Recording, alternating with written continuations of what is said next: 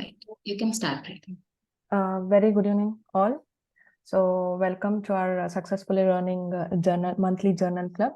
So, today's journal club is on plant-based diet as a strategy for a weight control.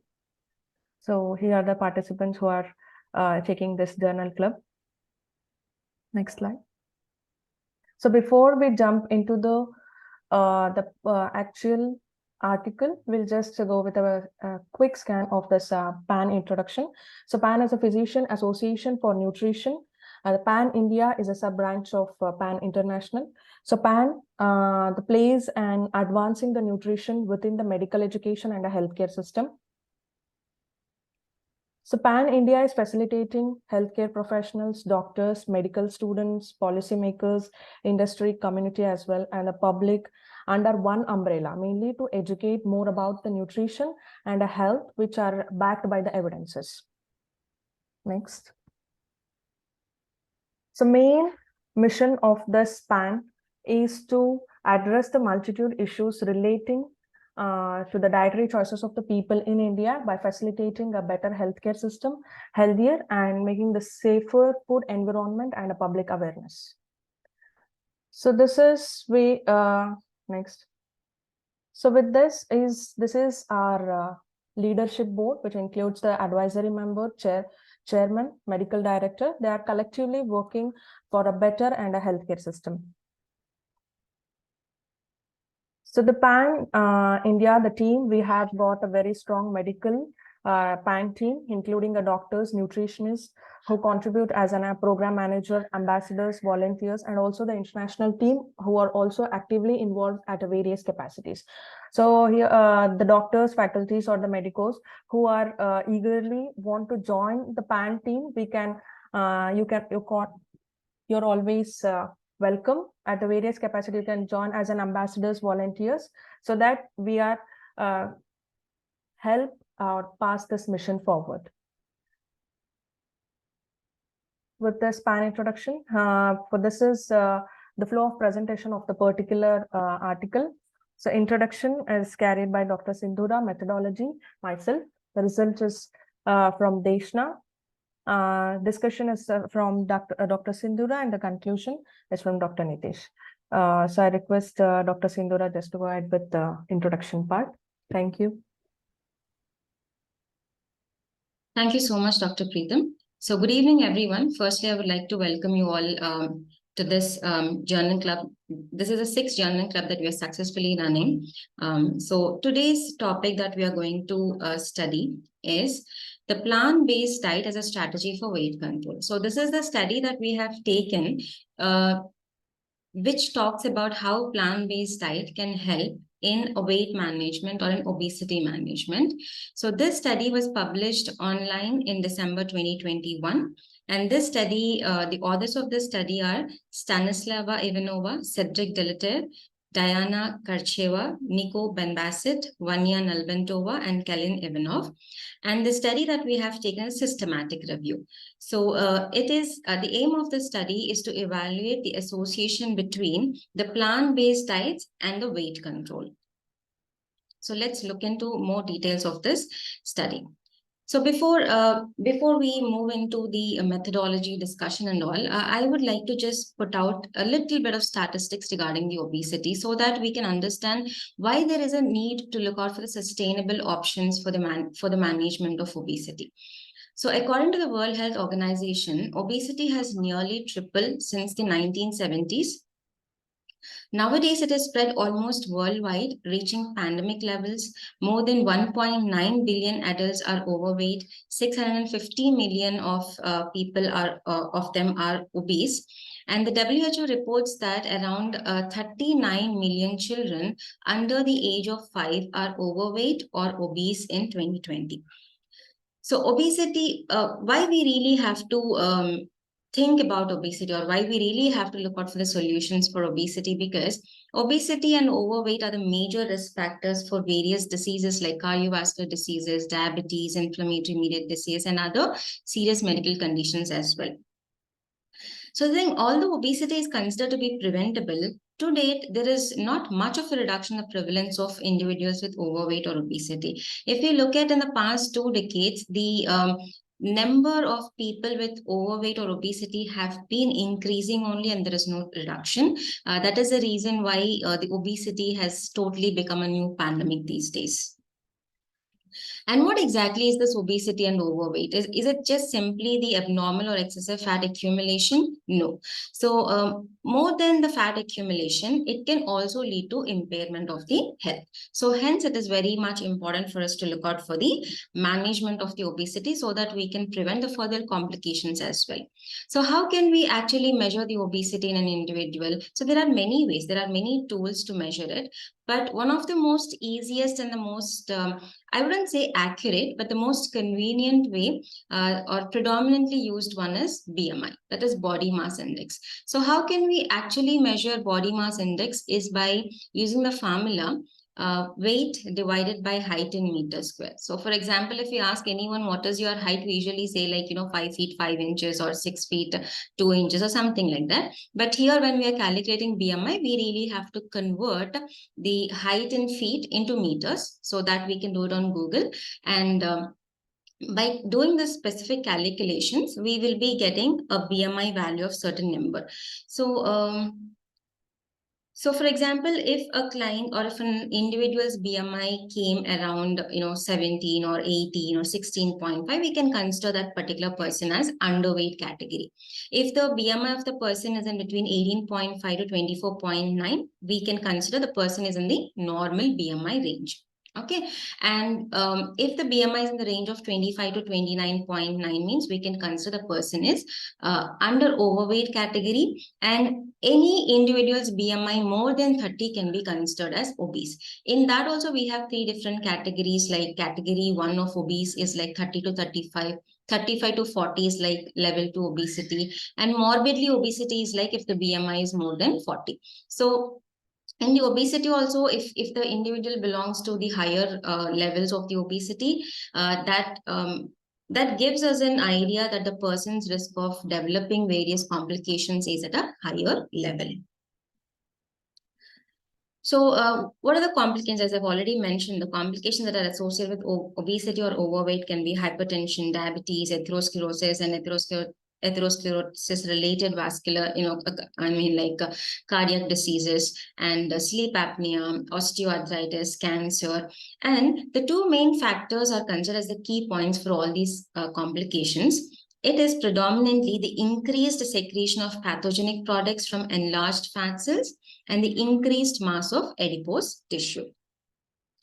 So if you can look in this tabular form, which talks about the complications that result from the increased secretions of the pathogenic products from enlarged fat cells and the increased mass of adipose tissue. So because of increased mass of fat tissue, there can be impaired mobility, osteoarthritis, depression or social isolation, sleep apnea, and skin changes. When it comes to the increased secretion of pathogenic products from these enlarged fat cells, it can lead to increased release of fatty acids from the fat cells, which in turn releases the cytokines, particularly interleukin 6, and which in turn increases the secretion of C-reactive protein, leading to increased inflammation.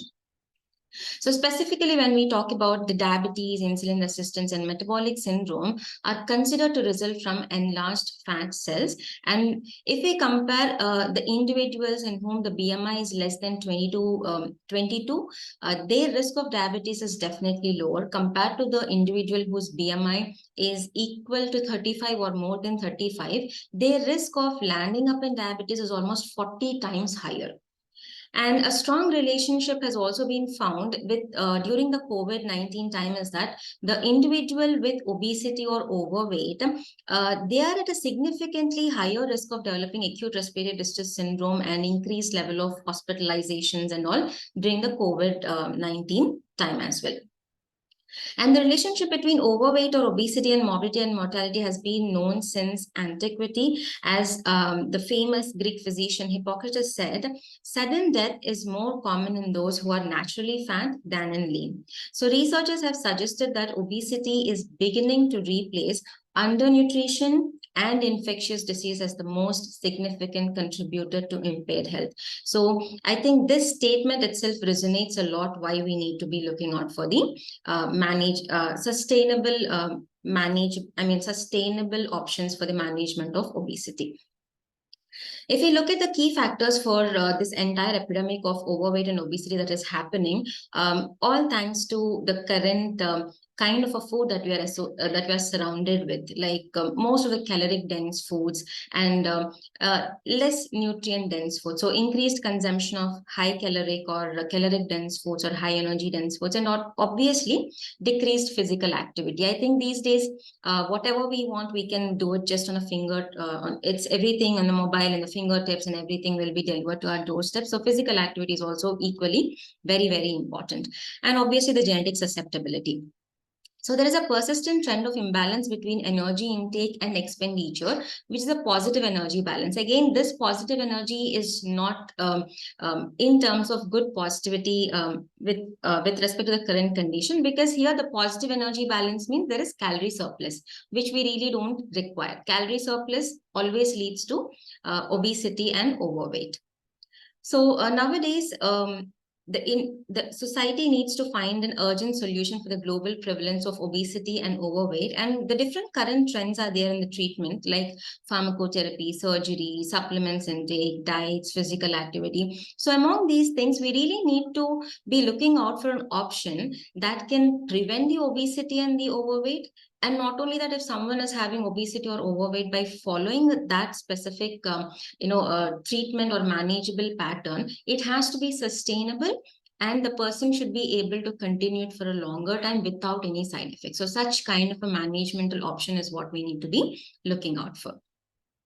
So the best strategy for reducing the number of obese or overweight individuals is the prevention of these conditions. So how can we prevent it? The relatively new thing here currently is treating and preventing obesity and cardiovascular diseases is by inclusion of plant-based diets. So in the last decade, the plant-based diets have been consistently associated with reduced body weight and other health benefits. The researchers report that following a plant-based diet is usually associated with a healthy lifestyle that is going to exclude smoking and include regular physical activity. And obviously, such a lifestyle is also going to provide many benefits, which can help in preventing the chronic lifestyle diseases, including obesity and cardiovascular diseases. So as we all know, plant-based diets, when we talk about plant-based diets, not all plant-based diets do not necessarily eliminate all animal products, but they focus more on eating mostly the predominantly plant-based foods like fruits, vegetables, nuts, and exclude meat in certain kind of a plant-based diet. So specifically, when I talk about plant-based diet, giving all these good benefits is the healthful plant-based diet. For example, if we take French fries, that is also a plant-based diet, but that is not a healthful plant-based diet, right? So we should be conscious and mindful of what kind of a plant-based diet are we including. So inclusion of more whole grains, fruits, vegetables, nuts, seeds, all these qualitative products, if we include, then only we'll be getting those respective benefits from these plant-based diets. So as I've already mentioned, the plant-based diets are low in caloric density. That means so we can have a whole bowl of vegetables, but still we'll be ending up with only less number of calories, but we feel completely satiated or full because of the dietary fiber that is present in it. Likewise, if we take any kind of animal-based products, though we eat very minimal amount, we'll be getting more amount of calories. So that is the benefit with plant-based diet, when even though we consume more, but still we'll be getting less number of calories, which is an easy and smooth and comfort pathway for caloric deficit, and that can help in losing weight as well. So what is calorie density? It refers to the number of kilocalories per unit weight of food. So foods of plant origin have lower calorie density than foods of animal origin. So plant-based foods, again, they do not contain cholesterol or probably like trace of cholesterol. And not only that, the phytosterols, which is the plant sterols that are present in all the plant-based foods, they help in reducing the the serum cholesterol levels in our blood as well. So vegan diets are also associated with improved gut microbial symbiosis, increased insulin sensitivity, and reduced TMAO. And there'll be a very good, better gut microbial profile. About this, my colleague Dr. Melinda will be talking a little more in detail in the discussion part. So recent data suggests that vegan and plant-based diets are also associated with decreased all-cause mortality. And it was also reported that all these nutritional behaviors may reduce the risk of coronary heart disease by 40%, cerebral vascular disease events by up to 29%, and the risk of developing metabolic syndrome and diabetes can be reduced by 50%.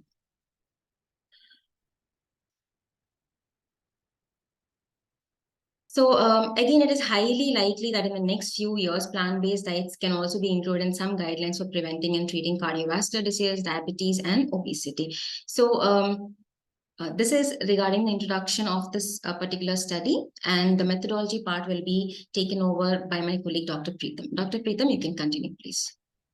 Thank you, Dr. Sindhura, for giving a keen introduction of this particular article, plant-based diet and obesity. Coming to the methodology, next. So they have followed the PRISMA guidelines. So the PRISMA guidelines is an evidence-based minimum. It has a set of items for reporting any the systematic reviews or the meta-analysis. So that they have covered they have taken the peer-reviewed articles from the PubMed, Web of Science, and the Scopus, and they have used Zotero software for the reference management. And whatever the articles until June 2021, they have collected those peer-review articles, and this particular article has published in 2021. So here are the search items. They have used obesity, globesity, vegan, plant-based diet, weight control, weight loss, obesity management, and all. So further. Next slide.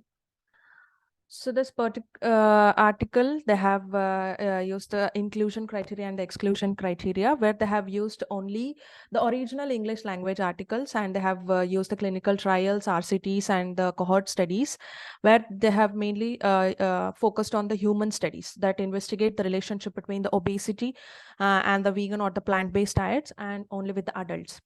And the articles which are not of the English language, or the reviews or the webinars which include the children's or the pregnant women's or the animal studies, and also few irrelevant topics or the lack of data, they have just taken it in the exclusion criteria.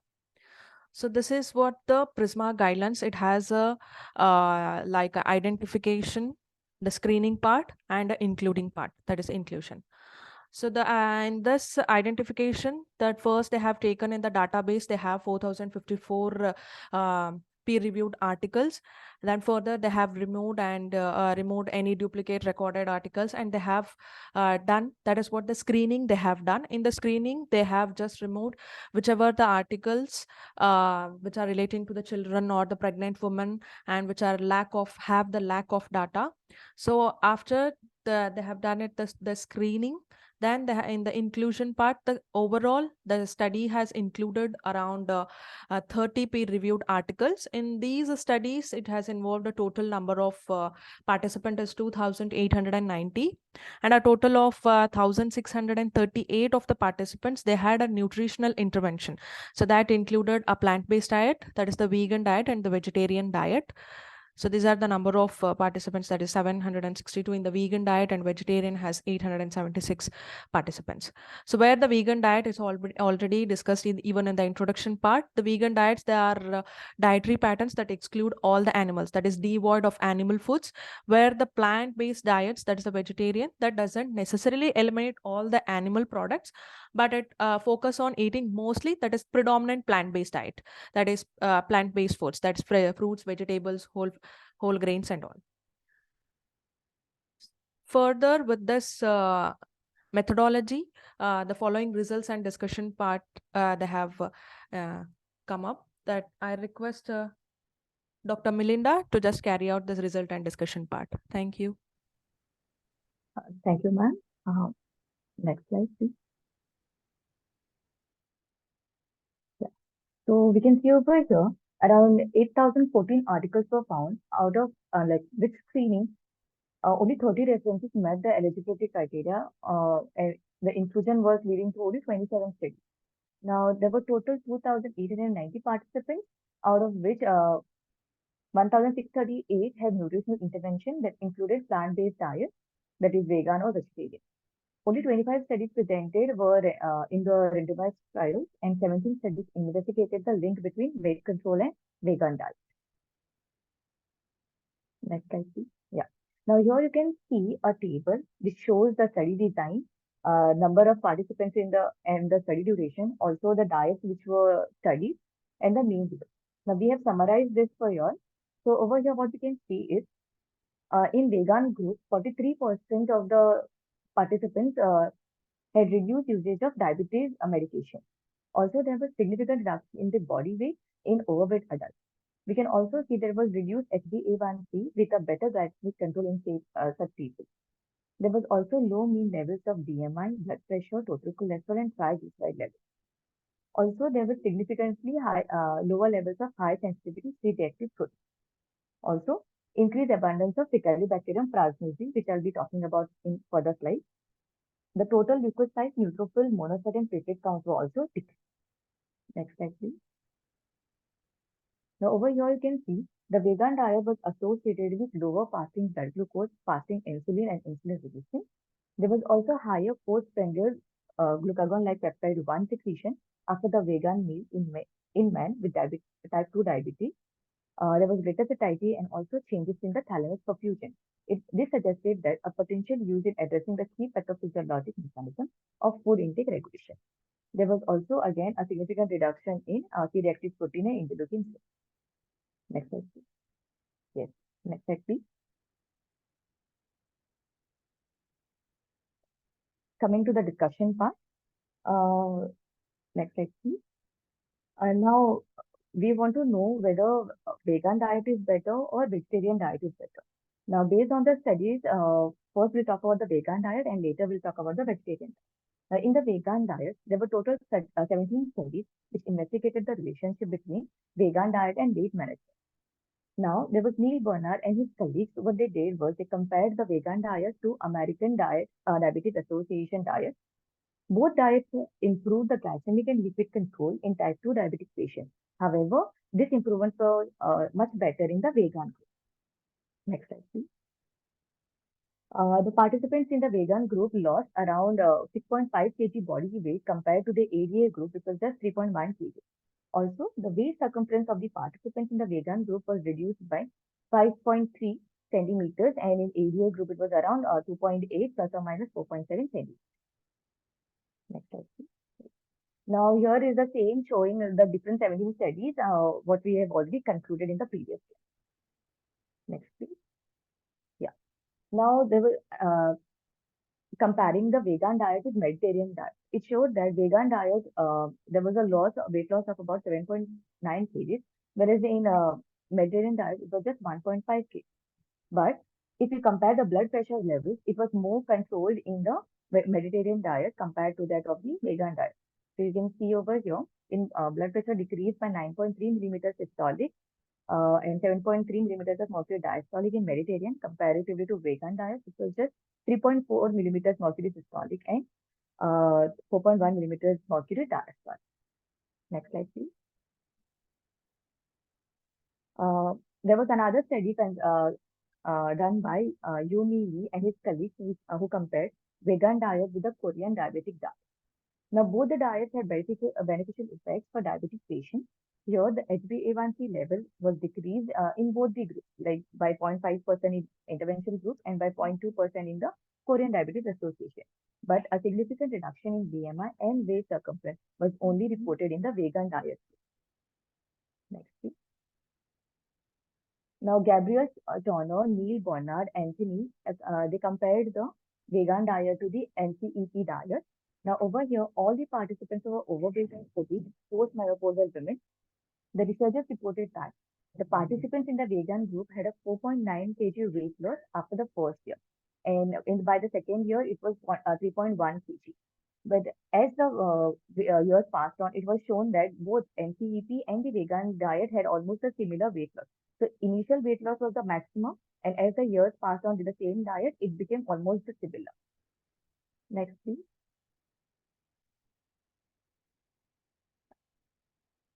Yeah. So a vegan diet is much more effective for reducing body weight than other diets, including the vegetarian diet. Next slide, please. Now, there was one more study done by Caliola and his colleagues, where, uh, where what they did was they compared the vegan diet to the conventional omnivorous diet. And this reported 5.8 kg weight loss after 16 weeks of vegan diet compared to 3.8 kg for the omnivorous group. There was another study which was done where a vegan diet was compared to the meat diet. And this showed that there was increased insulin sensitivity in the vegan diet group. Next, please. Now, coming to the role of gut microbiota, which I was talking about initially, over here we can see this that gut microbiota is required for the improvement of the uh, maintenance of the gut health. So, vegan diet lead to increased relative abundance of Faecalibacterium pranucis. Now, it is one of the most abundant bacterial species which is found in the gut and is potentially more important role in promoting gut health. Next, please. Now you can see over here in this diagram. Now the first picture shows the healthy gut where you can see numerous amount of the gut bacteria where you can see the mucosa is healthy and it's not inflamed. Now comparatively to the other slides where you can see inflammatory bowel disease. Now over here, since the gut bacteria is reduced, these bacteria are responsible for anti-inflammatory effects and also they have pro-cytokine like reduction activity. So because they are reduced, there is inflammation of the bowel, and hence you can see there is reddening, and it can lead to bowel diseases like ulcerative colitis or Crohn's disease. Now, this picture was taken from Nature Journal from microbiology to diagnostic and prognostic. Next slide, please. Now, the key points of the mechanism by which this vegan diet helps in the controlling obesity and overweight are by first thing is lower calorie density compared to the other diet. So individuals can eat bigger portions because of the plants have a lower calorie density than foods of the animal origin. This was already explained to us by Dr. Sudhika ma'am. The second point was antioxidants. Now the vegan and the plant-based diet, if they are well balanced, they contain plentiful of fruits and vegetables, which are rich in antioxidants. Now, consumption of this raw fruits, vegetables, roots, nuts, and germinated seeds, they provide an intake of carotenoids, vitamin C, vitamin E, and other components which are necessary, which act as antioxidants. Next slide, please. Now, the lipid lowering effects, like the plants that are rich in phenols and sterols, they may lower the serum low density lipoprotein, that is your LDL protein, cholesterol concentration, and improve the endothelial dysfunction. Now, the foods which are rich in the sterols are nuts, flax seeds, fresh cauliflower, avocado, etc. Even there are grapes which helps. Next slide, please. Yeah. So, the obese and overweight adults, they are mostly diagnosed with atherosclerosis, and hence they are like it becomes a much more important risk factor for ischemic heart disease and ischemic stroke. Now, vegan diet has proved to have a strong relationship with reduced risk of cardiovascular disease. Now, how does it work is by reducing the total cholesterol and the LDL levels. There is also reduction in the concentration of C-reactive proteins, which is considered as an important marker of inflammation. Next, please. Now, there was another study done by Vinita Shah and her colleagues, which studied the anti-inflammatory effects of vegan diet, which was compared to the American Heart Association diet. And it showed that vegan diet has better glycemic markers, better lipid profile. There was reduction in the CRP, reduced waist circumference, and total cholesterol was also decreased. Next, please. Now, over here in this slide, you can see that plant-based diets are very can be beneficial in overweight individuals who have joint problems. So you can use plant-based diets for them also. Now, this picture shows the overall benefits of the vegan diet. It's just a summary of all the points which I've already gone through. That is better insulin sensitivity. There is reduction in the LDL and total cholesterol. There is also body weight management. There is decreased C-reactive protein concentration and lastly, reduced risk of cardiovascular disease. So from this, we can say that a vegan diet should be well planned and balanced and should exclude processed food. The intake of food supplements could support this type of diet to avoid the deficiency of some vitamins and minerals. Vitamin B12 supplementation and vitamin D supplementation is also beneficial for vegan diet. Next, please. Now coming to the studies which involve vegetarian diet. Now the vegetarian diet shows better overall health, including reduction in LDL cholesterol, total cholesterol, fasting insulin levels. However, the reduction in the body weight may vary. So it can be either not significant or there can be up to 10 kg weight loss. Compared to the vegan diet, this is much less. Next slide, please.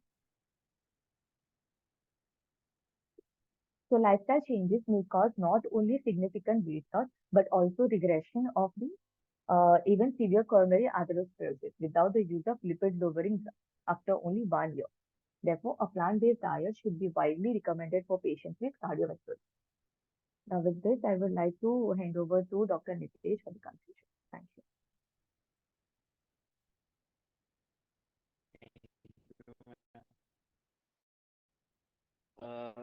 So in conclusion, we can divide this conclusion part into three headings, like what we know till date, what we need to do further, and what are the future possibilities. So first, what we know.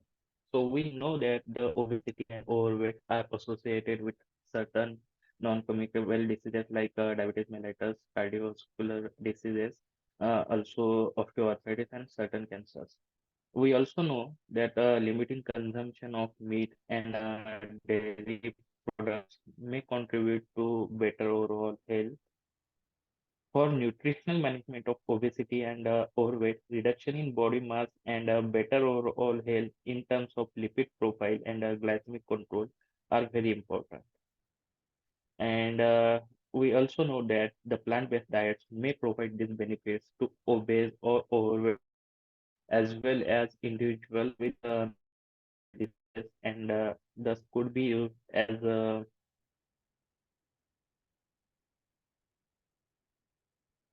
next step.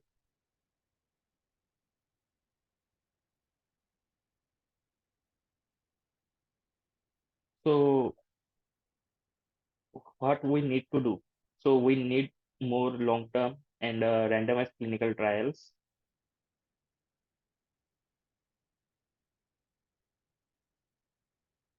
And next slide. So, so we need more long-term and randomized clinical trials to establish the relation between a plant-based diet and prevention and treatment of obesity and non-communicable diseases. And a future for talking about future possibilities. So there are possibilities that in future plant-based diet will be included in therapy guidelines for the management of diabetes, cardiovascular diseases, and obesity and overweight. So with this, our presentation part is over.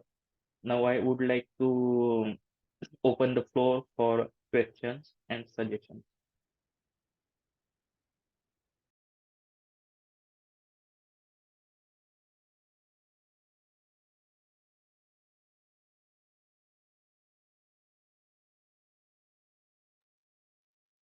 So any queries, you can please drop in the chat box, please. Or please do let us know how you felt about today's session. Was it insightful? Was it helpful? Please do let us know in the chat box so that it can be a little motivating for us.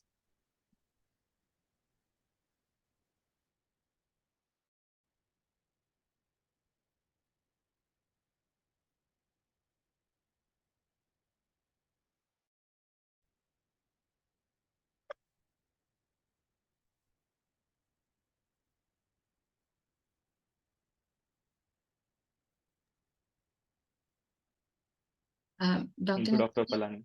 Yeah. Uh,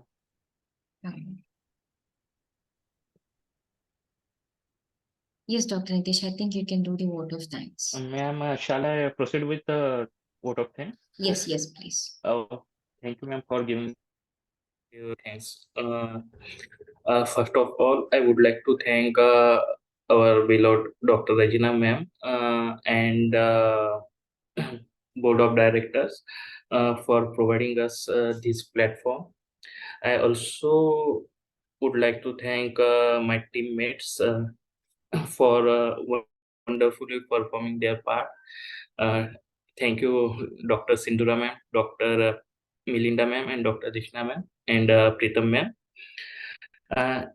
And of course, I would also like to thank our Pan India's social media team for helping us to reach our audiences.